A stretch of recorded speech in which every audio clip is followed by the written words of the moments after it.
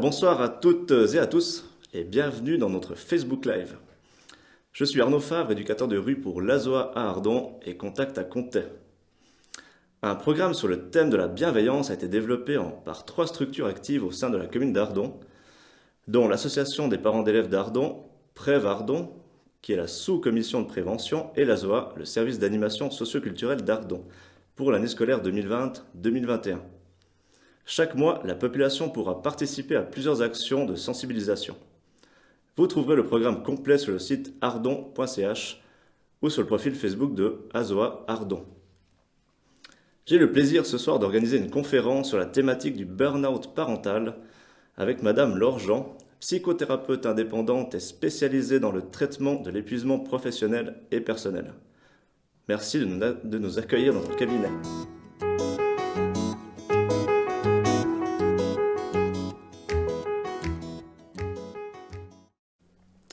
Pour commencer, j'ai envie de vous raconter l'histoire de 2 femmes. La première, c'est une femme qui a la quarantaine, qui a 2 enfants, elle est mariée, elle a aussi parallèlement un travail. Et cette femme, elle attache beaucoup d'importance à l'éducation de ses enfants, à amener le meilleur pour ses enfants.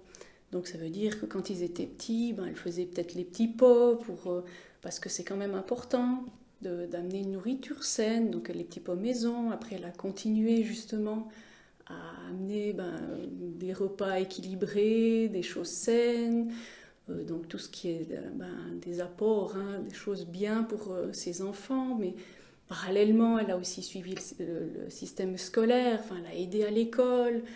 Elle s'est aussi arrangée pour les activités extrascolaires. Donc vraiment, elle a fait beaucoup de choses pour ses enfants et aussi pour son mari, en fait, quand lui, il a développé son entreprise. Et elle, elle faisait le ménage, elle s'occupait de la maison. Elle mettait beaucoup d'énergie aussi à faire bien les choses. Même presque mieux que bien. Elle essayait vraiment de mettre... montrer la bonne image aussi de sa maison, la propreté. Donc, c'est un peu le pilier de la famille. Puis parallèlement, elle a aussi eu un poste, qui est d'ailleurs, elle a gradé, elle est devenue un cadre dans son entreprise, avec pas mal de responsabilités, des gens sous ses ordres. Et c'est au fil de son expérience, quand il y avait quelqu'un par exemple qui demandait d'échanger ses horaires ou de la remplacer, c'est une femme qui estimait que c'était normal justement de pouvoir rendre service, d'aider, de répondre aux attentes des autres, aux besoins des autres. Au niveau de son patron aussi, s'il devait demander quelque chose à quelqu'un, il allait vers cette femme justement pour demander des choses en plus, de rester plus tard. Et c'est comme ça qu'en fait, elle s'est construit en fait son poste, elle a gravi les échelons et avait cette conscience du professionnel, cette conscience de bien faire les choses. Donc c'est aussi devenu un peu le pilier de son entreprise. Puis cette femme, elle a aussi cette envie d'être bienveillante, cette envie d'être altruiste. C'est quelque chose d'important pour elle. Donc du coup, quand elle rentrait aussi à la maison, elle amenait des petits biscuits chez la voisine ou des gâteaux, parce que bien sûr, elle aime bien se cuisiner, faire des choses qui font plaisir aux autres d'ailleurs. Et elle allait rendre service à sa voisine parce qu'elle était un peu plus âgée. Donc c'est vraiment, on pourrait dire, cette femme, c'est une femme qui est une femme forte, une femme qu'on peut admirer, qui avait ce côté de la bienveillance même en fait. Donc ça c'est ma première histoire. J'ai envie de vous raconter une deuxième histoire de femme. Alors on est d'accord que ce profil de la femme forte, on peut aussi l'appliquer à l'homme en fait, mais là mon exemple c'était une femme. Et la deuxième histoire, c'est que je suis, comme Arnaud l'a dit, hein, je suis psychologue, psychothérapeute indépendante, donc je reçois des gens. Et j'ai une dame qui rentre dans mon cabinet, et moi je vais la chercher déjà à la salle d'attente. Elle est un peu recroquevillée dans le siège de la salle d'attente, avec son mouchoir un peu à la main. Je vois bien que, visiblement, ça a été une journée difficile, elle a probablement beaucoup pleuré. Et puis, une chose assez frappante, c'est que, oui, il faisait beau dehors, elle avait besoin des lunettes de soleil, mais là, en fait, elle ne les avait pas enlevées. Puis, je la fais arriver dans mon cabinet, et puis, là, elle ne lève toujours pas la tête. Et puis, elle m'explique un peu entre deux sanglots que elle n'arrive plus en fait, elle n'arrive plus rien à gérer, que elle se sent nulle, puis qu'elle a tellement honte d'être en face de moi en fait, que les enfants, elle n'arrive plus à les gérer, que le travail, elle est en arrêt maladie. Que d'ailleurs elle a plein de médicaments parce que du coup elle n'arrive plus à faire surface en fait, hein. Que un peu son monde est en train de s'écrouler. Donc voilà, il y a ces deux histoires. Alors pourquoi je vous raconte ces deux histoires? Parce qu'en fait c'est la même femme. C'est vraiment pour vous montrer en fait le profil d'une personne qui peut se retrouver dans une situation vraiment d'épuisement. Je vous ai préparé en fait un petit questionnaire qui va vous permettre en fait de savoir si vous êtes un profil à risque d'être en épuisement. Parce qu'il faut savoir, c'est que tout le monde n'est pas à risque de faire un épuisement. Et vous verrez que dans les questions que je vais poser, vous allez retrouver un peu ce qui ressort de cette première histoire et voir si ça pourrait vous correspondre. Donc, je vous propose de répondre à chaque fois à ces questions. Si vous répondez oui, parce que ça vous correspond, c'est quelque chose qui vous parle, c'est un peu un fonctionnement que vous avez, en tout cas des idées que vous avez, vous allez répondre oui et ça vous donne un point. Si c'est quelque chose qui vous correspond absolument pas, ça vous parle pas trop, vous répondez non et du coup il n'y a pas de point. On va voir après comment comprendre le score. Donc je vais vous lire ces questions. La première question, c'est: vous pouvez assumer une lourde charge de travail sans difficulté et sans vous plaindre. Vous êtes capable de bien gérer le stress de manière générale. Donc, si ça vous correspond, vous pouvez répondre oui, vous gagnez, vous avez un point.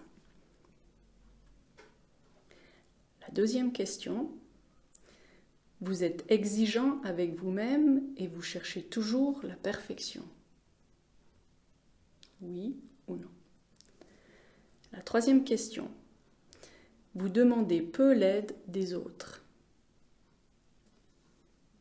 Quatrième question: lorsque vous vous trouvez face à une difficulté, vous avez tendance à persévérer plutôt qu'à abandonner. Cinquième question: vous contrôlez le maximum de choses possibles, vous anticipez, vous prévoyez tout à l'avance. Sixième question, il y en a 12. Sixième question: vous êtes plus à l'écoute des besoins des autres que les vôtres, pardon. Les besoins des autres que les vôtres. Septième question: vous avez des difficultés à mettre des limites, à dire non. Huitième question: vous avez des valeurs fortes et vous ne transigez pas avec elles. Donc, par exemple, la famille, c'est quelque chose de fort, donc du coup, c'est ça qui va être au centre de vos décisions. Ou le travail. 9e question, si vous avez un emploi, votre supérieur peut compter sur vous. Il sait que lorsqu'il vous délègue une tâche, elle sera faite et même bien faite. 10e question, vous êtes très engagé dans votre travail et pour votre entreprise. Votre conscience professionnelle est très forte. Donc ça, c'est toujours si vous avez un emploi. Si vous êtes au foyer, la question est la même, mais du coup, vous êtes très engagé pour votre famille et votre conscience de la famille est très forte. Et 12e question, vous voulez que votre maison, que vos enfants, que l'image de vous soit toujours parfaite. Je vous laisse juste faire le score que vous avez obtenu. Alors, comment comprendre ce score? Donc, plus vous avez les 12 points, enfin plus vous êtes proche des 12 points, c'est génial. Plus on peut compter sur vous, plus vous êtes valorisé, mais aussi plus vous êtes à risque d'être en épuisement. En fait, alors c'est pas un questionnaire scientifique, c'est vraiment par rapport au profil des personnes que j'ai rencontrées, mais aussi dans la littérature scientifique, mais c'est pas un questionnaire scientifique. Mais là, en fait, on relève certains fonctionnements qu'on peut avoir qui poussent à rechercher la perfection, qui fait qu'on met pas de limites, qui fait aussi qu'on n'aime pas les conflits, donc on va toujours accepter, on va répondre aux attentes des autres, écouter les autres, les besoins des autres, pas s'écouter. Et tous ces fonctionnements-là vont faire que on va s'épuiser en fait. Donc là, je vous invite à un peu réfléchir à vous, comment vous fonctionnez au quotidien. Est-ce que justement, vous mettez des limites? Est-ce que vous vous écoutez? Est-ce que c'est toujours par rapport aux enfants, au mari, ou si vous avez un emploi par rapport à des collègues? Et de vous rendre compte un peu si vous serez peut-être à risque d'être en épuisement. Ça ne veut pas dire que si vous avez ce fonctionnement-là, que vous êtes forcément en épuisement. Par contre, ça veut dire que il va falloir peut-être faire un peu attention et puis évaluer de temps en temps votre niveau de fatigue.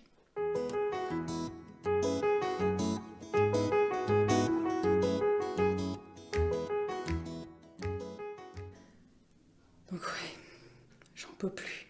Mais non, mais franchement, il y a tout qui m'énerve. Je suis fatiguée. Puis bon, je suis irritable. Enfin, je m'énerve pour tout, pour rien. Puis je me sens nulle. J'étais pas comme ça avant. Avant, j'arrivais à gérer, j'arrivais à contrôler, je maîtrisais. Et puis là, non mais j'en peux plus, quoi. Puis bon, faut dire que mes enfants, non mais ils rentrent, avant même qu'ils rentrent de l'école, je suis déjà énervée, je suis déjà contrariée, je suis déjà fatiguée, j'en peux plus, quoi. Puis quand on me dit, oh, parents, c'est super, les parents, on est heureux, mais franchement, puis bon, je suis toujours en train de ruminer, j'ai la tête pleine, j'oublie tout, j'arrive plus à me concentrer, j'ai l'impression que j'arrive plus à faire face, quoi. J'ai trop de choses, j'ai plus de temps, j'ai trop de temps, je sais pas, j'en peux plus, quoi. Et puis j'ai mal partout, j'étais chez le physio, j'ai mal au dos, puis s'il y a un virus, alors c'est sûr que je le chope, quoi, le rhume, mal à la tête, puis le sommeil, on n'en parle pas, le sommeil, de toute façon, ça fait longtemps que mes nuits, c'est catastrophique, quoi. Et puis non, mais les bruits, mais je supporte plus, quoi. Quand ils rentrent, juste dire bonjour, c'est déjà trop fort, quoi. Donc, c'est vraiment... j'en peux plus, quoi. Donc, déjà, des fois, je m'occupe des enfants. Alors oui, je me lève le matin, je fais le truc. Même des fois, si je peux louper une douche, je loupe...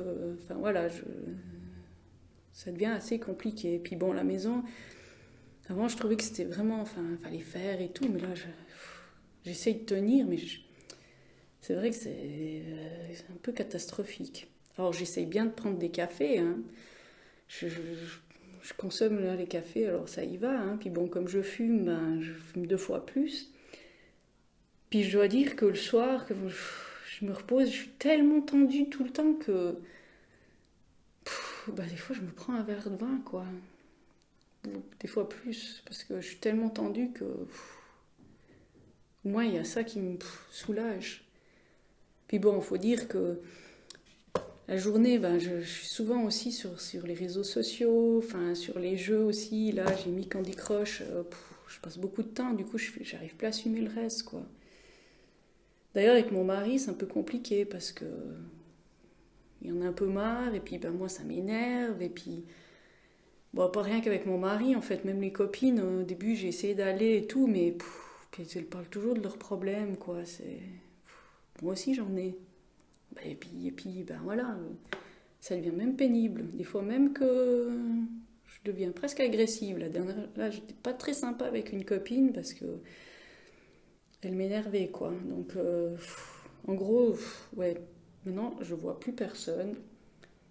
Si je vois, enfin, je préfère voir personne parce que de toute façon, si je suis de mauvaise compagnie, puis ça m'énerve. Donc, ouais, c'est temps. Bon, en plus, avec le corona, ça va, on n'est plus obligé d'aller voir. Donc, mon réseau social a nettement diminué, quoi.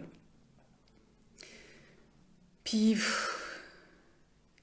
des fois, franchement, j'ai envie de partir, quoi. J'ai envie. Je quitte la maison, je quitte le job, je quitte tout, je pars. Des fois, même le suicide, enfin, je me dis que ça pourrait peut-être être une solution. Alors que moi, avant, alors j'ai bien critiqué ceux qui se suicidaient. Je trouvais tellement lâche, mais là, ça devient compliqué. Puis bon. Quand on est épuisé, il y a plein de choses qui se passent. C'est pas juste qu'on est fatigué, c'est pas juste qu'on n'a plus le moral ou plus d'énergie. Il y a vraiment tout un ensemble de choses qui commencent à venir.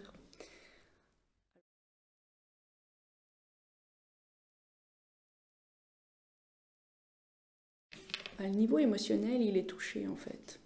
Les émotions, c'est déjà la fatigue, mais les angoisses aussi. On a un peu plus d'angoisse, on est même irrité, voire même agressif. Hein, mais c'est sans le vouloir. C'est vraiment au bout d'un moment, quand on est fatigué, il y a vraiment les émotions qui partent dans tous les sens. Quelque chose d'assez spécifique au burn-out parental et qui, justement, on va y revenir dessus, c'est la distanciation émotionnelle avec son enfant. Ça veut dire qu'on commence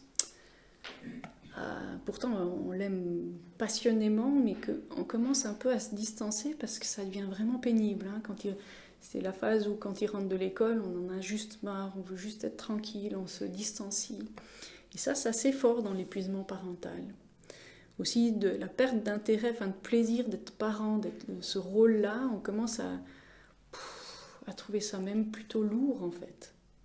Donc il y a vraiment cet aspect du niveau émotionnel qui est touché.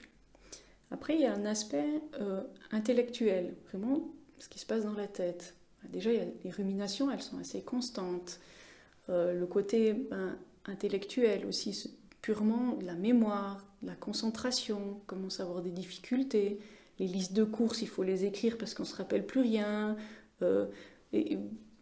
Trouver les mots, on perd des mots. Réussir à faire une tâche début, fin, début, milieu, fin. On commence un truc, on va faire sur un autre truc, puis on n'arrive plus à être cadré sur quelque chose. On a l'impression d'ailleurs qu'on n'arrive plus à réfléchir. Donc ça, ce niveau intellectuel, alors il peut ou pas être touché. Je vous rappelle que tout le monde n'a pas tous ces symptômes. Par contre, ça peut, le stress et l'épuisement va pouvoir toucher ces aspects-là. Après, il y a l'aspect du corps aussi qui est touché. Donc quand vous avez des tensions, des douleurs dans le corps, quand vous avez des virus, le rhume en permanence, l'état grippal, ou les maux de tête, ou les perturbations de sommeil. Alors ça, c'est presque toujours que le sommeil est perturbé, donc c'est un des premiers points qui apparaît. Une chose aussi, c'est la sensibilité qui est soit accrue, soit elle est diminuée. Donc par exemple, les sons, ils deviennent aussi plus difficiles à supporter, ou on entend moins. Donc c'est aussi lié à l'épuisement. Au niveau du comportement aussi, ça a un impact. Donc on peut commencer à négliger aussi, soit les enfants, enfin de prendre soin d'eux, d'être attentif, parce que déjà la tête peut-être c'est plus compliqué, du coup on va être peut-être moins attentif. Pour les enfants en bas âge, ça peut poser problème, mais même hein, de se dire est-ce qu'ils ont pris leur douche quand ils sont un peu plus jeunes, ou qu'ils mangent comme il faut, enfin voilà, ça peut amener des comportements de négligence. Ça peut aussi amener des comportements de violence. Violence physique, violence émotionnelle, violence psychique. Alors, c'est important aussi de se rendre compte que c'était pas comme ça avant. En principe, le parent qui s'épuise, il a cette étape avant où justement la valeur de la famille, elle est importante, les valeurs de justice, elles sont importantes, les valeurs de bienveillance, elles sont importantes, elles sont valorisées, elles sont... D'ailleurs, le lien avec l'enfant, il est plutôt bon, il est plutôt presque fusionnel. Par contre, quand on est en train de glisser, ça peut amener justement ces comportements de violence. C'est d'ailleurs souvent des causes de consultation, enfin, des déclencheurs. Au niveau des comportements aussi, il peut y avoir des abus de substances. Aussi prendre des médicaments un peu plus pour essayer de tenir le coup. Les cafés, les cigarettes, aussi pour l'alcool ou même certaines drogues, hein, si ça va plus loin. Mais, et aussi plus spécifiquement pour l'épuisement parental, la dépendance aux jeux, ou Internet, les réseaux et tout ça. Donc on essaie de passer son temps, enfin, ça c'est quelque chose qui occupe, mais qui devient même une dépendance. Il y a aussi, il y a deux attitudes. Il y a aussi ceux qui vont aller surinvestir soit le travail, s'ils en ont, ou surinvestir des activités externes à la famille. Et ça, c'est aussi un signe en fait d'épuisement. Parce que du coup, comme on souffre tellement à la maison, on va essayer d'y éviter et d'y échapper et d'aller mettre son énergie ailleurs. Le désir de quitter la maison, de partir, ou voire même de suicide, il peut être d'ailleurs un peu plus présent dans l'épuisement parental que dans l'épuisement professionnel. Parce que tout simplement, quand on fait un épuisement professionnel, on quitte le job, on est en arrêt maladie, puis on vient à la maison. Mais à la maison, on ne peut pas quitter les enfants et puis partir, en fait. Donc c'est vrai que cette idée de suicide, elle peut venir comme une solution. Même si c'est vrai que ce n'est pas une bonne solution, on est d'accord, mais c'est vrai que ça nous sort de cette situation qu'on ne sait plus comment faire. Donc ça, c'est aussi des symptômes, en fait, de l'épuisement. Et d'ailleurs, qui amène à un dernier niveau, le niveau relationnel. Quand on est dans cet état-là, on est tellement fatigué qu'on n'a plus envie de voir personne, qu'on a peu d'empathie pour les autres, et même qu'on devient presque cynique, on devient presque agressif en fait avec les autres. Donc du coup, il y a un isolement social qui commence à se faire et on se complaît, on se sent mieux en train d'être isolé que d'être confronté à des autres personnes. Donc voilà, je vous invite aussi à réfléchir justement à peut-être vous, quel symptôme ou quel indicateur, si ce n'est pas encore un symptôme, qui pourrait vous faire penser ou justement des facteurs protecteurs, de vous dire non, moi ça ne me correspond pas du tout. Peut-être que vous avez un profil à risque ou non, vous pourriez avoir pas un profil à risque, mais du coup aussi de voir où vous en êtes ou qu'est-ce que vous aurez tendance à avoir plus facilement, parce que du coup la tête pleine, c'est quelque chose qui vous concerne, les ruminations, il y a très souvent, ou si c'est plutôt le côté physique qui est touché chez vous, ou enfin voilà, c'est différents niveaux.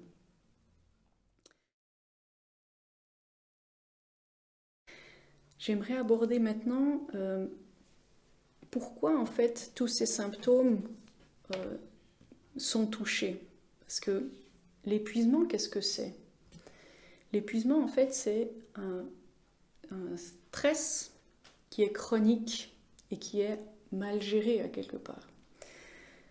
Donc, le mécanisme du stress, ça se passe comme ça. C'est que, alors, je prends l'exemple de la gazelle et du lion. La gazelle, quand il y a un lion qui lui court après, ben, elle est assez stressée. Il y a un pic de stress. Nous, on n'est pas plus évolué que ça, en fait. C'est le même principe. Donc, la gazelle, elle a besoin d'être assez efficace pour ne pas se faire attraper par le lion. Donc, soit elle fuit, soit elle attaque, soit elle est tétanisée. Attaquer, elle a assez peu de chance. Du coup, elle va choisir la fuite. Donc, là, à ce moment-là, il y a une montée de stress. Donc, il y a une montée de l'hormone du stress qui s'appelle le cortisol. Et le cortisol va faire que ses muscles seront tendus, qu'elle sera ciblée, concentrée sur la fuite, sa pompe cardiaque va augmenter, son énergie est vraiment mise dans la fuite. Pour ça, le système digestif, il est mis en veille. Elle n'a pas besoin de digérer quand elle est en train de courir pour échapper au lion. Son système immunitaire, il est mis en veille aussi. Pas besoin elle va le reprendre après, mais pendant qu'elle court, ça se met en veille. Par chance, cette gazelle, elle n'a pas été mangée par le lion. Donc ce qui se passe, c'est que elle va aller se reposer. Donc cette gazelle, quand elle n'est pas prise par le lion, elle est tranquille, elle se repose, elle dort un moment. Elle n'est pas en train d'imaginer que le lion va revenir, donc son esprit est tranquille. Et c'est à ce moment-là que le cortisol va s'éliminer en fait dans son corps. Donc, l'anxiété redescend. Ce qui se passe chez quelqu'un qui est en épuisement, c'est que elle est toujours sous stress. Ça veut dire qu'elle elle vit un stress, mais après, elle n'a pas cette phase de repos. Elle n'élimine pas son cortisol. Ce qui fait que on accumule, elle accumule, elle accumule. Et dans le corps, à un moment donné, quand il y a trop de cortisol, en fait, ça devient poison. Donc, quand il y a trop de cortisol puis que ça devient poison, le cortisol va attaquer, en fait, physiologiquement, des parties du corps. C'est pour ça que, par exemple, le côté intellectuel va être touché parce que le cortisol va attaquer des neurones qui sont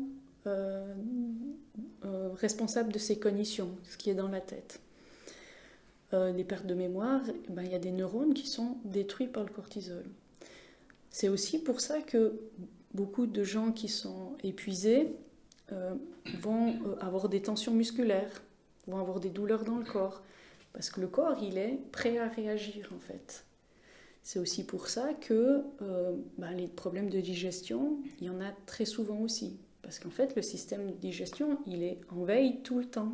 Parce que la personne qui est en épuisement, elle est en permanence sous stress.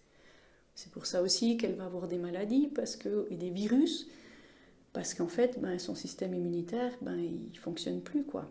Il est en veille. Donc il y a vraiment tous ces aspects-là. C'est pas que dans la tête, en fait. Parce que souvent, on se dit, mais bon, on y va, c'est bon, il suffit de... mais en fait, ça ne marche pas. C'est pour ça qu'à un moment donné, ça peut arriver qu'on ne se lève plus du lit, ou on a des crises d'angoisse énormes, ou on arrive sur le lieu de travail, où on arrive puis qu'on fait que pleurer. C'est à un moment donné le basculement, en fait, de ce cortisol. Donc c'est extrêmement violent et c'est aussi physiologique. Donc ça a un impact aussi sur le corps.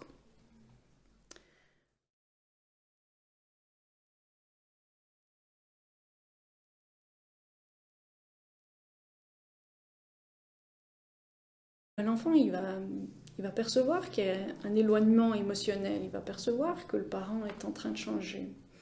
Sauf que le parent, il n'a pas de jambes cassées. Il n'a pas un truc physique qui est en train de changer. Donc, l'enfant il va avoir ces sensations d'éloignement ou de comportement, mais il ne voit pas que son parent il n'est pas bien, qu'il est en difficulté.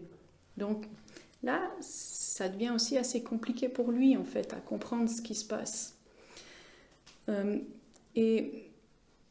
L'enfant, il va ressentir certaines frustrations, parce qu'avant, le parent, il était très présent, il était investi dans la relation. Et l'enfant, il va voir gentiment s'éloigner. Et puis, des activités que le parent faisait, il ne fait plus, donc il y aura des frustrations. Et aussi énormément d'angoisse, en fait. Et quel que soit l'âge, l'enfant va percevoir en fait ces changements, il va ressentir cette angoisse. Et là, il y a deux manières de réagir, ou en tout cas deux types de réactions possibles. Ça dépend aussi de la personnalité de l'enfant. Il y aura les enfants qui seront plutôt dans la colère, donc ceux qui seront assez réactifs, qui vont essayer les frustrations, la gestion de la frustration, elle sera très violente, et il va aller causer des problèmes, il va faire de plus en plus de bêtises parce qu'il remarque que le parent va donner son attention quand il y a des bêtises. D'ailleurs, il peut même devenir hyperactif en lien à une réaction de l'épuisement du parent, parce que du coup il va y aller, il va essayer d'attirer son attention. Et là c'est vraiment difficile pour l'enfant parce que il va devenir le mauvais objet. Déjà que l'épuisement du parent est en lien avec les enfants, l'enfant ou les enfants, hein. Et là ça va vraiment se cristalliser sur l'enfant qui le parent va penser qu'il va faire exprès de l'embêter, quoi. Et l'enfant va se dire, mais en fait, mes parents m'aiment plus, quoi. Et ça devient extrêmement compliqué dans la relation. Après, il peut avoir une deuxième manière de réagir. L'enfant qui est plus passif, en fait. Plus de l'ordre de la passivité. Et il va ressentir la même chose, hein, de la frustration, de l'angoisse. Mais sa stratégie à lui, ça va être plutôt de se dire, bon, ok, je vais essayer de répondre aux attentes de mon parent, je vais essayer de regagner, qu'il m'aime, que je vais essayer de répondre, de faire tout ce qu'il me dit de faire, le parent qui est fatigué, hein. Et rentrer un peu dans ce système de perfection, en fait, parce que je vous rappelle que le parent qui est épuisé, il a un profil particulier, il est dans la recherche quand même de la perfection, dans le contrôle, dans vraiment ce côté du plus. Et l'enfant, en fait, il va se rendre compte qu'il va essayer, il va faire du mieux qu'il peut, d'être toujours, en fait, contrôler tout, d'essayer d'être parfait, mais il va jamais répondre aux attentes, en fait, du parent. Et là, il va être en situation d'impuissance, en situation d'échec, en fait. Donc, la confiance en lui va chuter, l'estime de lui aussi, sa manière de s'affirmer aussi, en fait, il ne va pas pouvoir s'affirmer, en fait, hein, vu qu'il est dans ce système de perfection puis d'échec. D'ailleurs, quand ils vont grandir aussi à l'étape de l'adolescence, hein, ça va s'accentuer probablement. L'adolescence, c'est une étape clé quand même. Et celui qui était dans la colère, il va rejeter aussi ce système de valeurs du parent, dans ce côté de perfectionnisme, de contrôle. Et du coup, il va se construire en lien, en essayant d'être contre ses parents. Mais il ne va pas forcément faire son système de valeurs à lui, en fait. Et là aussi, hein, la confiance en lui, elle va être très affectée, parce qu'il sera toujours en échec, d'ailleurs en faisant des bêtises, en étant très agressif. D'ailleurs, il peut aussi, lui, avoir des problèmes pour de plus grosses conséquences pour sa propre vie, en fait. Et celui qui est passif, le risque, c'est que ce système de valeurs de perfection des parents il va comme l'intégrer à quelque part, où il va essayer de suivre ce système-là. Et puis en fait, on va arriver avec des enfants qui vont vouloir toujours faire le mieux, le parfait, un peu comme les parents, et qui vont aussi arriver à un épuisement. Donc c'est vraiment important aussi de se rendre compte de l'impact que ça a en fait sur la famille, sur les enfants en fait. Donc oui, on peut être épuisé, et jusque-là on peut accepter qu'on n'est pas bien nous, hein. Mais c'est vrai que de prendre conscience qu'en fait ça a un grand rôle aussi sur les enfants. Alors le but c'est pas de vous culpabiliser, hein, ou de vous enfoncer si c'est quelque chose qui vous toucherait, mais c'est de prendre conscience que en fait ce système, enfin ce fonctionnement que peut-être vous avez, hein, de vouloir le parfait, le bien, le meilleur, le contrôle, la bienveillance et tout ça, ben ça peut amener en fait à des comportements ou à des conséquences qui sont pas toujours dans la bienveillance. Les enfants, ils sont extrêmement sensibles et ils vont percevoir en fait ce qui se passe sans vraiment comprendre. Donc il va falloir en tenir compte et aussi probablement aider les enfants, d'ailleurs mettre des mots à expliquer ce qui se passe et de les aider aussi à se sortir de cette situation-là.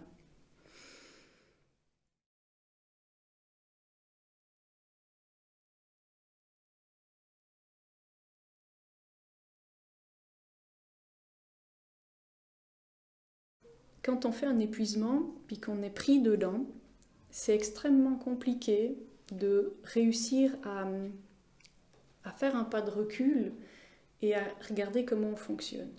Donc c'est pour ça qu'une aide externe va vraiment être utile et en fait nécessaire. Donc là, les pistes d'action que je vous présente, ben, tant mieux si ça peut vous aider, hein. Mais si vraiment vous ressentez que il faut aller plus loin, mais je vous conseille, je vous recommande vivement de ne pas laisser descendre trop loin, parce que plus on est en bas, plus il faut remonter.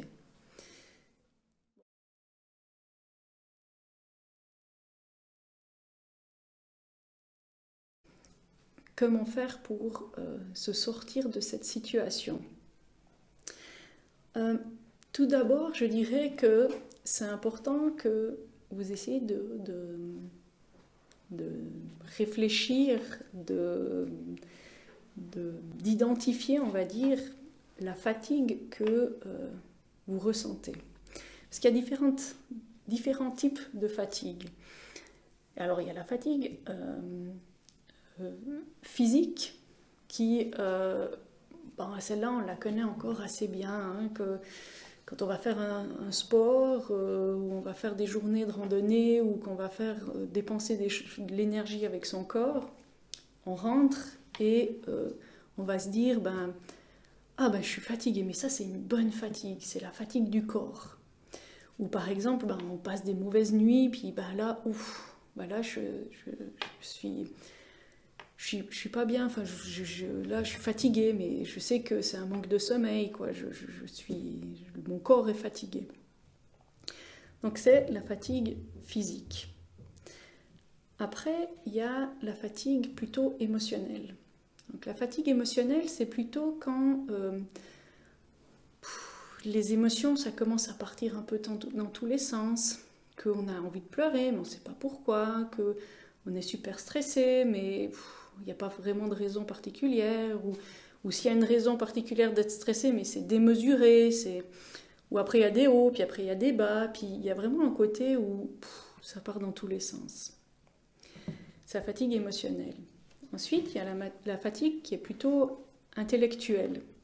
Donc il y a ce côté où on a la tête pleine, on n'arrive plus à se concentrer, on oublie plein de choses, on rumine beaucoup, on a ce côté toujours activé en fait, la tête est pleine, quoi. Donc ça c'est plutôt la fatigue intellectuelle. Donc là je vous invite un peu à réfléchir, est-ce que vous avez les trois, est-ce qu'il y en a une plus que les autres? Et là on va regarder un peu comment récupérer de ces trois fatigues, parce qu'en fait on ne récupère pas de la même manière. Alors la fatigue physique, c'est clair qu'en reposant son corps, donc en étant plus tranquille, en l'activant pas plus, et en dormant, on va pouvoir récupérer de cette fatigue. Et cette fatigue-là, en fait, elle est assez rapidement récupérée. J'ai envie de dire, mais après ça dépend aussi de l'état de fatigue, c'est un peu des ordres d'idées, mais si vous pouvez bien dormir la nuit, si vous pouvez dormir la journée aussi par moment, si vous n'avez pas 1000 activités durant la journée, mais vraiment que vous pouvez être tranquille, la fatigue physique en quelques semaines, 2-3 semaines, après je nuance, c'est pas pour tout le monde la même chose, ça dépend aussi le niveau de fatigue que vous pouvez avoir, mais c'est de l'ordre de quelques semaines où on se sent vraiment beaucoup mieux, on sent qu'on a récupéré. Donc là, il y a vraiment un laps de temps qui est quand même assez court. D'ailleurs, quand on prend des vacances ou quand certaines personnes qui sont par exemple en épuisement puis qui font un arrêt maladie, si c'est en lien avec le travail, ils récupèrent quand même assez rapidement. Par contre, la fatigue émotionnelle et intellectuelle, elle est vraiment beaucoup plus compliquée, je ne sais pas, mais en tout cas beaucoup plus longue à récupérer.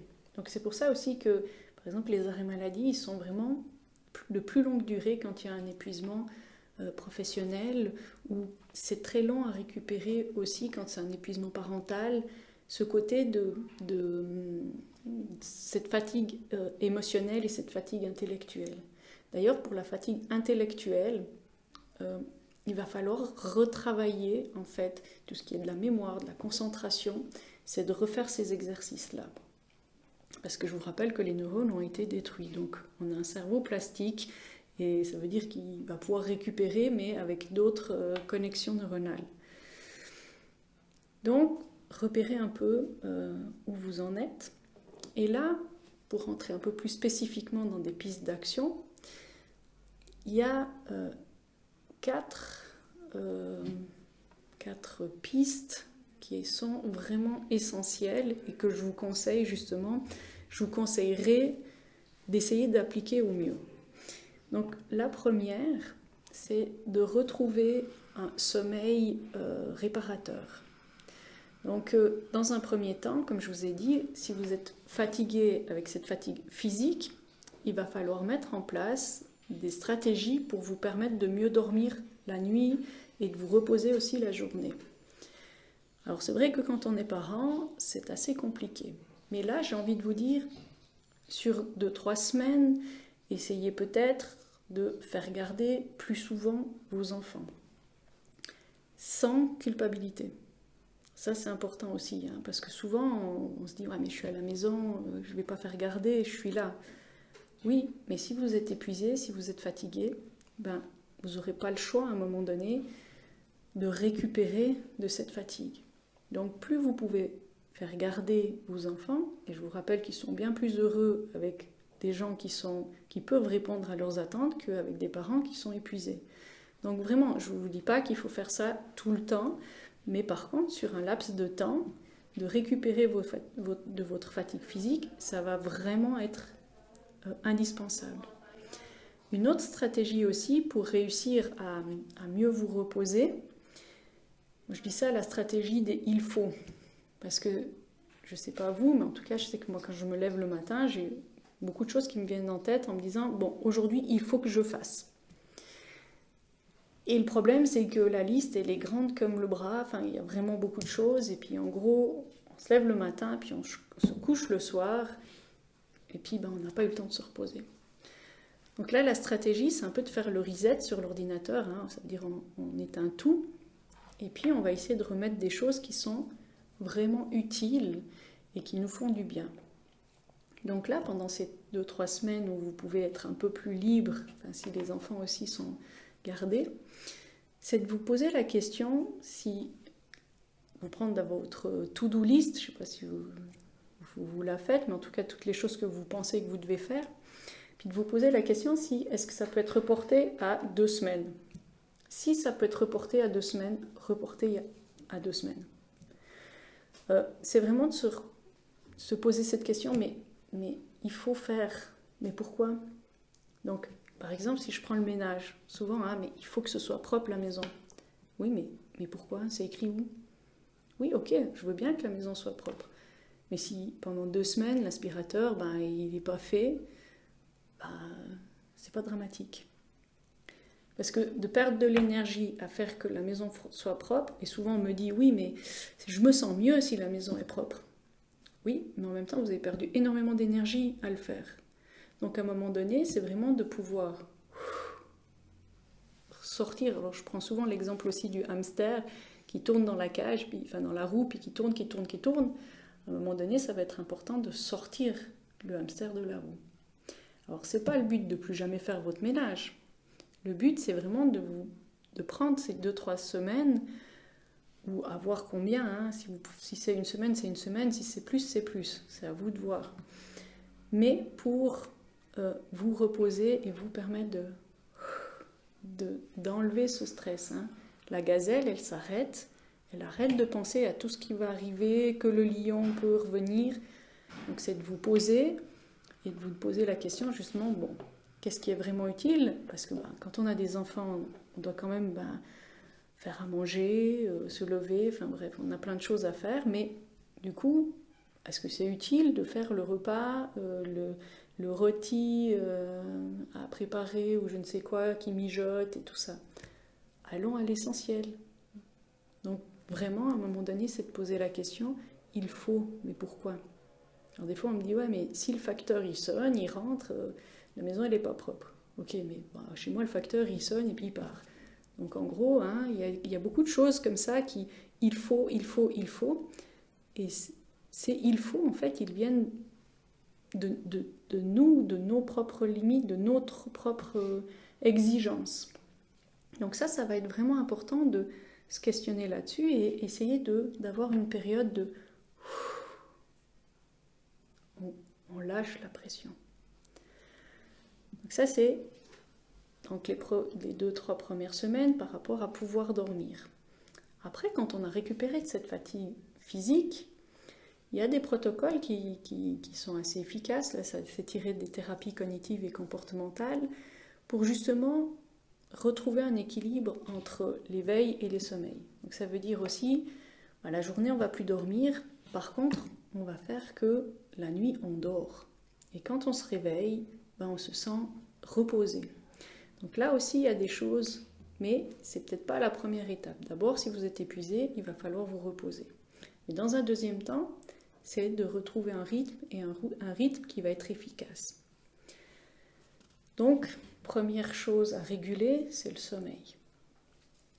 La deuxième chose à réguler, c'est une nourriture saine. Alors oui, je suis psy, c'est pas le corps, moi je suis dans la tête, mais en fait la tête et le corps, ils sont liés. Donc vous ne pouvez pas être bien dans votre tête si vous n'êtes pas bien dans votre corps. Si vous n'amenez pas les éléments essentiels que votre corps a besoin, vous n'allez pas pouvoir être bien. Et souvent, quand on est en épuisement parental, des fois on donne à manger aux enfants, puis nous, on ne mange pas, parce que du coup, il faut qu'on ait un rythme, puis au moins ils mangent avant, puis après moi j'ai plus le courage de manger, donc du coup je ne vais pas manger. Ou on mange tout froid, donc de toute façon on ne mange pas la moitié de l'assiette. Enfin voilà, le rythme de la nourriture, des repas, n'est pas toujours évidente. Et le fait que ce soit une nourriture saine, c'est aussi important. Maintenant, la nourriture saine, ça ne veut pas non plus dire de faire des repas qui sont de la haute gastronomie. Il suffit des choses assez basiques, mais au moins on a ce qu'il faut pour notre corps. Donc ça, le deuxième point, il va être aussi essentiel. Il y a un troisième point, c'est bouger. Alors bouger, ça ne veut pas forcément dire non plus d'aller faire des sprints tous les jours ou de la course à pied. Bouger, en fait, c'est simplement déjà d'aller marcher dans la nature. Alors là, il y a des études scientifiques aussi qui montrent que le fait d'aller marcher dans la nature fait que le cortisol, l'hormone du stress, peut s'éliminer en fait. Donc c'est bien pour votre corps, mais c'est bien aussi pour votre tête. Ça veut dire que c'est une manière de gérer les émotions. Hein. La fatigue émotionnelle, on la récupère aussi comme ça, en fait. Donc, aller marcher dans la nature, moi j'ai envie de vous dire, si vraiment c'est compliqué au début, allez un quart d'heure tranquille. Et plus vous pouvez aller, moi souvent je conseille quand on a regagné un peu en énergie, parce que là l'objectif c'est vraiment de regagner en énergie, 1 heure par jour. Alors c'est pas toujours facile, mais on peut prendre les enfants, je dis pas que je le fais non plus tout le temps, mais d'avoir un peu cet esprit de se dire, ben voilà, si déjà je suis tendue, ben je vais aller me promener un moment. Si par exemple, avant que les enfants arrivent, hop, je vais marcher déjà juste un quart d'heure, c'est une manière de gérer les émotions en fait. Ça permettra de... Maintenant, souvent on me dit, mais oui, mais moi quand je vais marcher, ma tête, elle ne s'arrête pas en fait. Alors c'est vrai que ça fera du bien à votre corps, mais votre tête, elle sera toujours activée. Donc mon conseil, j'ai envie de dire que la tête, elle est faite pour marcher, puis fonctionner, et puis quand on est en épuisement, elle est vraiment très active.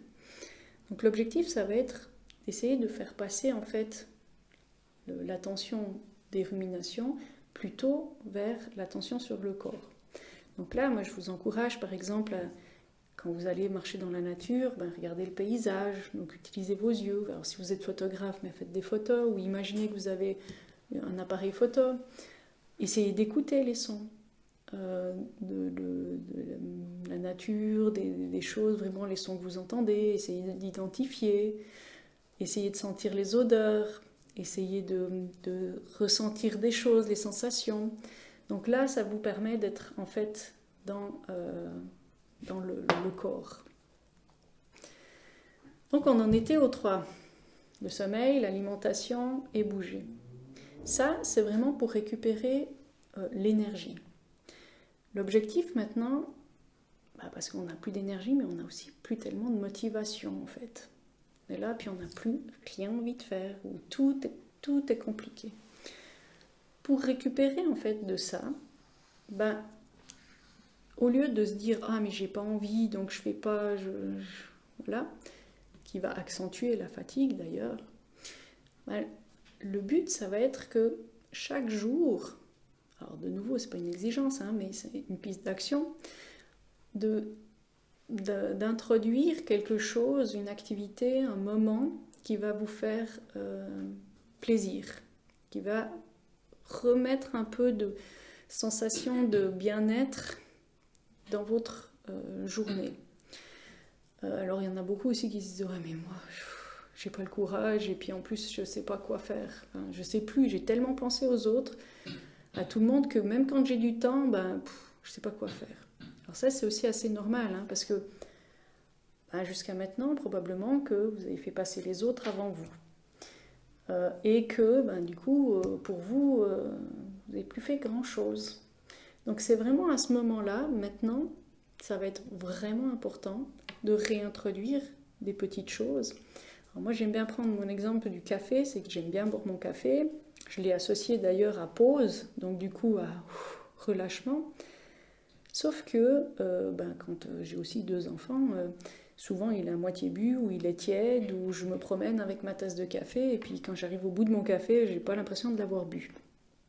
Quand je décide que c'est ce moment-là que j'aimerais introduire dans ma journée, je me dis, maintenant, je bois mon café, et pour le quart d'heure qui suit, il y a peut-être la terre qui s'écroule, mais c'est pas grave, je bois mon café. Parce que mes enfants, comme tous les enfants, ils peuvent faire des bêtises, mais un quart d'heure, je sais qu'ils vont pas mourir, je sais que la terre ne va pas s'écrouler. Donc, je m'autodiscipline à quelque part de prendre mon quart d'heure pour boire mon café. Ça peut être une chose dans ma journée qui me permet justement de récupérer, de mettre un peu en veille. Quand vous allez aux toilettes, par exemple, faites un peu plus long, maquillez-vous, je sais pas, prenez un peu de temps. Il y a plein de petites choses que vous pouvez essayer de mettre en place. Donc ça permet justement de regagner un peu votre motivation. Là, c'est les 4 choses pour récupérer de la motivation et de l'énergie. C'est un peu la première étape du traitement en fait de l'épuisement. Par la suite, quand on a récupéré un peu d'énergie et de motivation, l'objectif, ça va être de changer certains fonctionnements, d'amener certains changements dans sa vie. Pour ça, il faut quand même de la motivation et de l'énergie, parce que quand on met en place certains changements, on sort de sa zone de confort, ça nous demande un peu plus d'énergie. Donc du coup, on ne peut pas commencer par faire des changements. Souvent, on se dit ça ne va pas et tout, je suis fatiguée, je ne peux plus. Il faut que ça change. Et puis vous essayez peut-être, je ne sais pas, je suppose, mettre en place des changements, mais en fait ça ne marche pas. Ça ne peut pas marcher parce que si vous mettez en place des changements mais vous n'avez pas l'énergie pour les tenir, pour la motivation pour que ça dure, en fait vous êtes toujours en échec. Et d'ailleurs, l'épuisement, comment le comprendre ? C'est un écart entre l'énergie qu'on dépense et l'énergie qu'on emmagasine. Quand vous avez un trop grand écart, c'est là aussi qu'il y a un épuisement, c'est là qu'il y a l'épuisement. Donc en remettant des choses qui vous font du bien, c'est des choses qui vous permettent de récupérer de l'énergie. C'est des choses qui vous ressourcent. D'ailleurs, il y a des gens qui font énormément de choses, qui ont un cahier des charges énorme, mais c'est aussi des personnes qui font énormément de choses qui les ressourcent. Et c'est ça en fait la clé en fait. Plus vous dépensez de l'énergie, plus vous devez vous ressourcer. Après, une autre manière de voir l'épuisement, c'est entre la vie que vous avez et la vie que vous rêvez. Ça veut dire que chaque matin, vous vous réveillez avec la vie que vous devez avoir, puis votre journée que vous allez avoir, puis vous pensez à la vie que vous aimeriez avoir. Vous couchez la même chose, vous avez vécu une journée, une réelle, celle que vous avez, mais vous aimeriez une autre. Et ainsi de suite. Donc du coup, plus c'est écarté, en fait, plus il y a un déséquilibre aussi à ce niveau-là, plus en fait vous allez être épuisé. Donc du coup, quand on réintroduit des choses qui nous font plaisir, des choses qui nous font du bien, on va pouvoir rééquilibrer aussi. Donc c'est vraiment important cette étape de se faire plaisir. C'est vrai que c'est probablement pas quelque chose qui est naturel en fait. Parce que si c'était naturel, vous ne serez pas dans cet état-là. Donc, c'est pas facile au début. Mais vous n'aurez pas le choix en fait de commencer à réintroduire des choses, des moments, par exemple aussi avec vos enfants qui vous font plaisir. Parce que le lien avec l'enfant, là, il devient tellement conflictuel qu'il n'y a plus de plaisir, ni pour lui, ni pour vous. Donc, réfléchissez par exemple à qu'est-ce que vous aimez et qu'est-ce que vous aimeriez partager avec votre enfant. Là, je recevais dernièrement une maman justement qui était en épuisement et qui disait « mais moi je déteste aller jouer à la poupée ». Puis je me force parce que j'ai ma fille puis elle veut jouer à la poupée. Puis j'arrive pas, puis ça m'énerve d'avance. Je dis « ouais mais vous aimez quoi en fait ?» Elle adore cuisiner. Je dis « faites un gâteau ensemble ». Et du coup ça a recréé en fait ces moments plutôt sympathiques. Et au fil des jours, en réintroduisant chaque fois un peu des activités ou des choses qui vous font du bien, vous allez de nouveau être un peu plus motivé, vous allez de nouveau regagner en énergie, puis vous aussi, vous allez rééquilibrer entre la vie que vous avez et la vie que vous aimeriez avoir. Ça, c'est les premières petites actions en fait.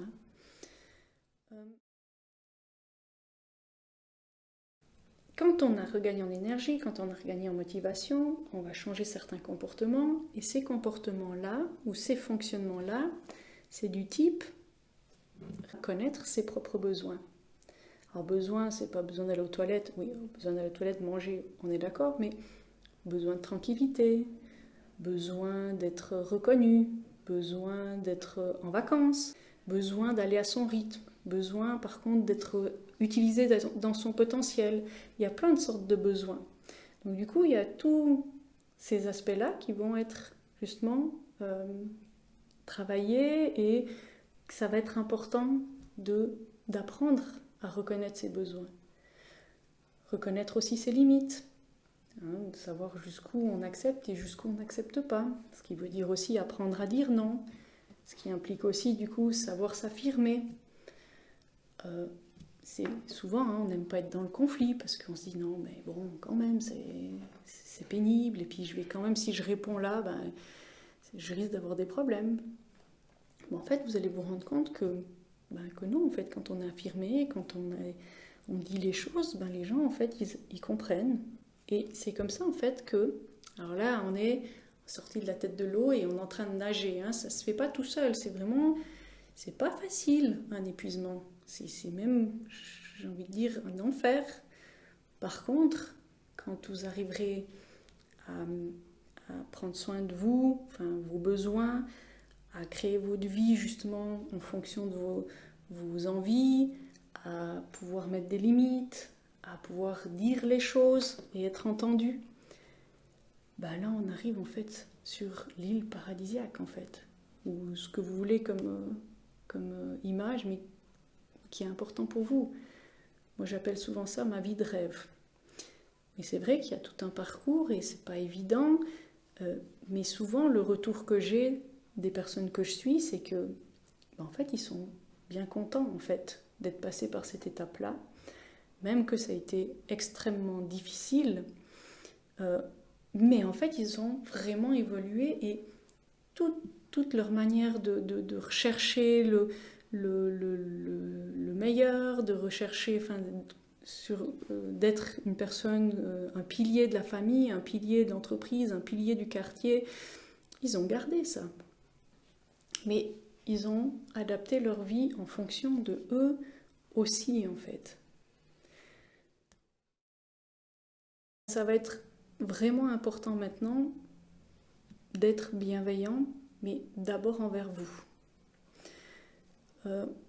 J'ai envie de dire, soyez altruiste, mais pensez d'abord à vous. Parce qu'en fait, si vous voulez faire du bien autour de vous, il faut d'abord vous préserver et être bien avec vous. Donc là, j'ai envie de vous lancer un petit défi, parce que j'ai envie de vous aider aussi à passer à l'action. Au moment où vous allez quitter cette fenêtre, donc Internet, quitter cette conférence, j'aimerais que vous ayez en tête une action que vous allez pouvoir faire juste après, qui soit bienveillante envers vous. Donc, avant de quitter, à la limite, réfléchissez un peu, mais j'aimerais que vous ayez une action qui vous fasse du bien. Et on peut aller un peu plus loin aussi, programmez-la, alors déjà l'action de juste après, et essayez de mettre agendé dans votre to-do list et dans votre agenda, chaque jour, une chose qui va vous faire du bien. Donc merci de votre attention et de votre présence. Alors je vais conclure simplement en disant merci beaucoup Laure. C'était très très instructif pour tout le monde. Et n'oubliez pas justement d'aller sur ardon.ch pour la suite du programme. Et vous pouvez encore partager cette vidéo demain, après-demain ou les jours qui suivent et on répondra encore aux questions s'il y en a ultérieurement. Donc passez une toute bonne soirée à tous.